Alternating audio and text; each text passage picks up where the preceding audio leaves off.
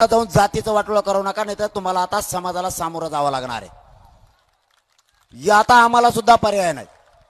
तुम्ही बार बार सरकारच्या सुपाऱ्या घेऊन मध्ये मध्ये येणार. आम्हाला आमची जात सुधारायची. आमची सगळ्यांना विनंती आहे की आमचं आरक्षण हक्काचं द्या. काय व्हायचं ते होऊ द्या. मला पत्रकार बांधवांनी मोगा प्रश्न विचारला. एवढी आलोट गर्दी जमली, सगळे रस्ते ब्लॉक झालेत. हे झालेले ब्लॉक रस्ते ही स्वतःच्या मुलाच्या न्यायासाठीची गर्दी आहे. प्रत्येकाला वाटतं माझ्या लेकराला न्याय मिळाला पाहिजे. आज या बीड जिल्ह्याच्या साक्षीने सांगतो, महाराष्ट्रातल्या सगळ्या मराठा समाजालाही सांगतो, मराठ्यांना ओबीसीतून आरक्षण मिळवून दिल्याशिवाय मी एक इंच माग हटत नाही. शब्द आहे माझा, तुम्हाला काळजी करू नका. सरकारने मला उघडं पाडायचं ठरवलंय.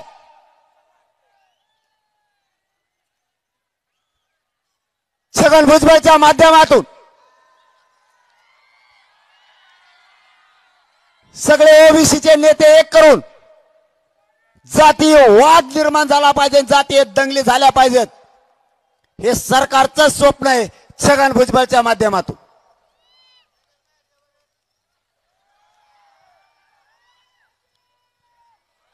त्यांनी त्याला पेरलंय,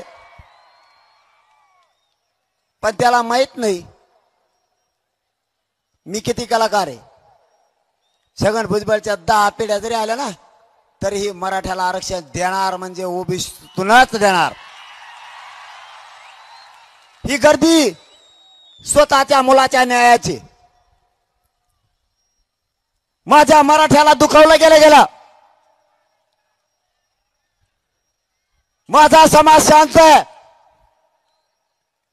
निवडणुकीत हार जीत होत असती. माझ्या मराठ्यांना तुम्ही जातीयवादी ठरवला आणि डाग लावलाय.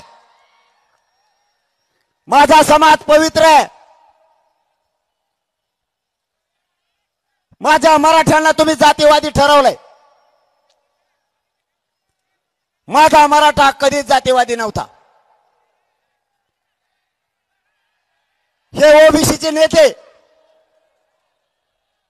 हे काय रे, शांत बसा.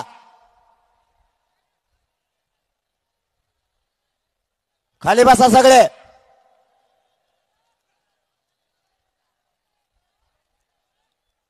सगळे शांत बसा. ही शांतता रॅली आहे. मराठ्यांच्या नावाला डाग नाही लागला पाहिजे. बीड जिल्ह्याची पवित्र भूमी आहे. बीड जिल्ह्याने आतापर्यंत महाराष्ट्राला परिवर्तनाची दिशा दिलेली मराठ्यांच्या एकाही माणसाने विसरू नका. ही शांतता रॅली कायम शांतच राहिली पाहिजे. ज्या दिवशी काही ठरल, लयच अन्याय झाला तर नरड्याला लागल्यावर बघू, मग ती रॅली कशी असते त्या टायमाला सांगू. ही गर्दी यासाठी जमली, माझ्या मराठा समाजाने यांना 25 वर्ष निवडून दिलं. नाही पाडलं तरी माझ्या मराठ्यांना यांनी डाग लावला. मराठ्यांनी पाडलं. तू तुमच्या जिंदगीवर. माझा पवित्र मराठा त्याला डाग लावता. निवडणुकीत मराठ्याचे मत घेऊस तर गोड लागलं. त्या टायमाला मत घ्यायला म्हणले निवडणूक हो द्या मग बघू, तोवर संयम धरा. केलं ना बघायला चालू. माझ्या गोरगरीब मराठ्यांना तुम्ही मारायला लागले. रायमोच्या पोरांना मारलं. मराठ्यांनी जर प्रतिकार केला असता तर तिथं काय झालं असतं बाळा हो. पण आम्हाला शांतता पाहिजे म्हणून उत्तर नाही दिलं. त्या परळीजवळ जामवाडी का जामनगर म्हणून गाव आहे. तिथं 400-500 घर आहेत मराठ्यांची. तिथं जाऊन दारात जाऊन आई माईवर शिव्या दिल्या आमच्या आई बहिणीला. का रे, याला जातीवाद नाही म्हणत का? स्वतःला पुरोगामी विचाराचे मानता. स्वतःला लय शांतता प्रिय मानता, मग माझी आई बहीण ती तुमच्या आई बहिणीसारखी दिसत नाही का?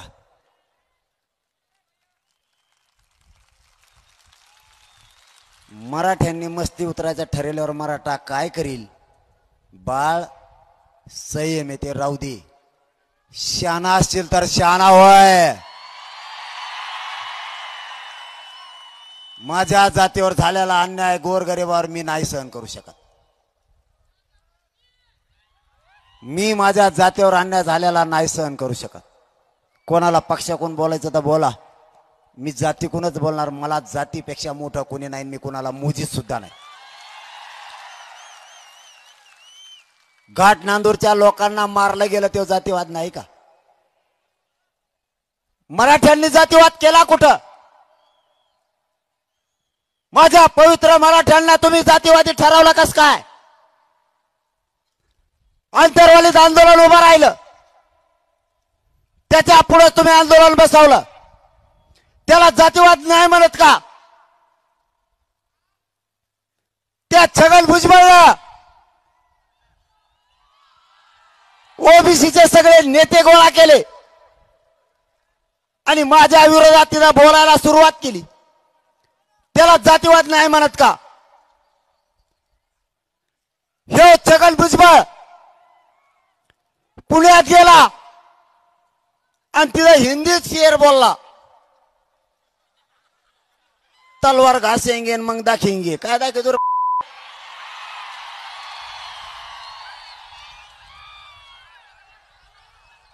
ते जातीवाद नाही का? हमको अवकात काय म्हणला? अवकात नको दाखवून दे. काय अवकात येतोय? अवकात दाखवेन म्हणतो. काय अवकात तोय? सगळ्या पक्षातल्या लोकांच्या धुऱ्यावर केल्या मराठ्याने हात. काय अवकात दाखवतोय?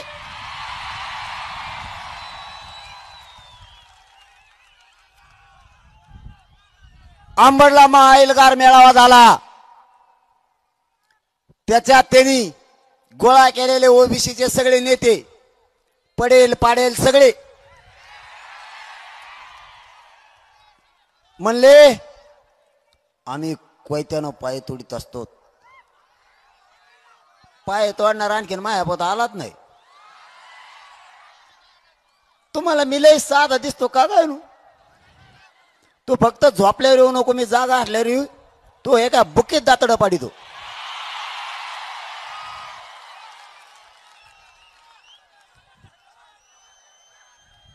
तुम्ही धमकी देतच आम्हाला. आता त्यांना कुणी पाडित कुणी नाही मला काय माहित.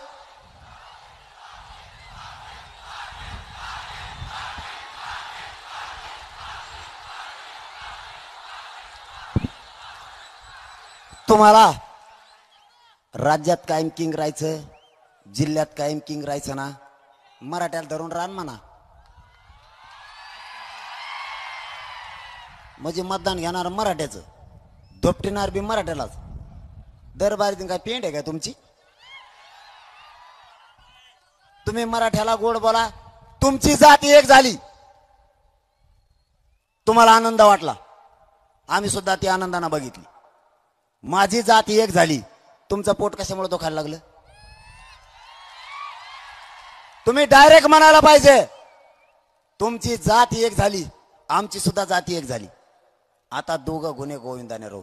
माझ्या मराठ्यांच्या जर गळ्यात हात टाकून तुम्ही चाललात, त्यांच्यावर जर माया केली, तर जिल्ह्याचे किंग कव्हा तुम्हीच.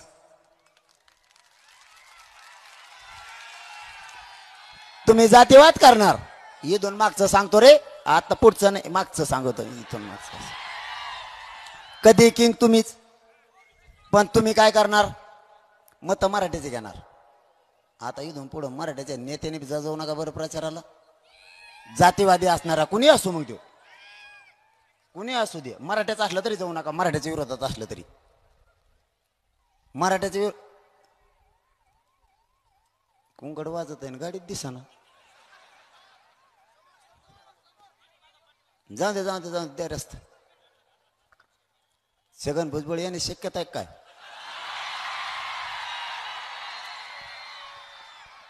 शक्यता म्हणलं बाबा, मी आला थोडंच म्हणलोय. त्याला दम नाही निघत अशा ठिकाणी, तेव्हा त्याचं मुळ्यात उठत.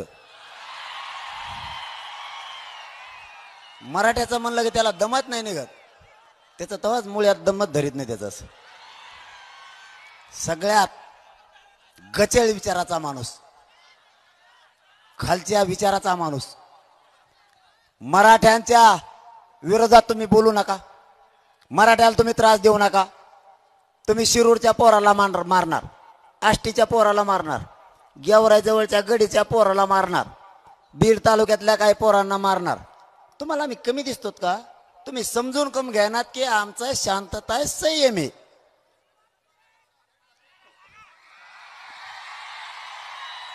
आमचे शांतता आहे, संयम आहे, म्हणून आम्ही काय करणार?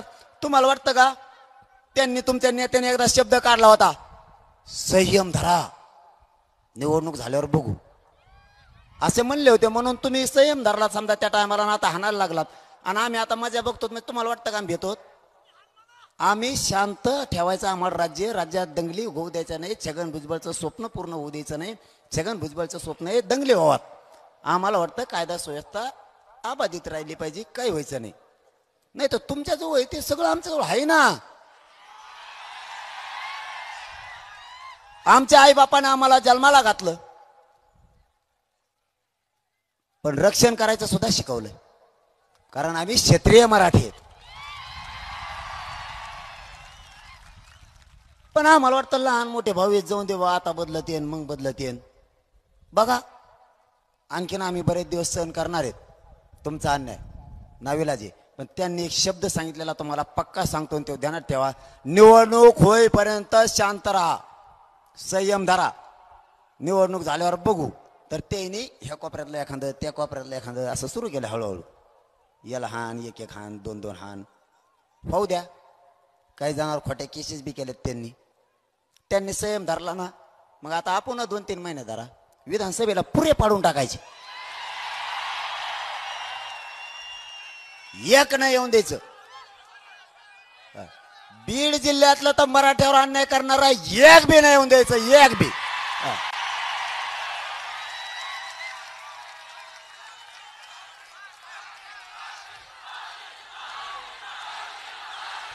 मग मराठ्याला त्रास देता का? आरक्षण देत नाहीत. मग आपल्या विचाराचा ऐकणारा एखादा ओबीसी निवडून दिला तरी चालतो, पण मराठ्याला त्रास देणारा नाही.